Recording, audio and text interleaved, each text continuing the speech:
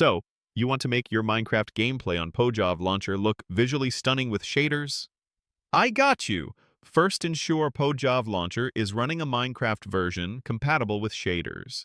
Many players in the USA enjoy modding Minecraft for better graphics. You will typically need to install a shader loader like OptiFine or Iris shaders. Download the installer for OptiFine or the Iris and Sodium jar files compatible with your Minecraft version. Use Pojav Launcher's installer feature for these. Next, download your preferred shader packs often found on popular Minecraft customization websites. These usually come as zip files. Place these shader pack zip files into the shader packs folder located inside your .minecraft directory which Pojav Launcher manages. Finally, launch Minecraft via Pojav Launcher, go to Video Settings, then Shaders, and select your newly added pack.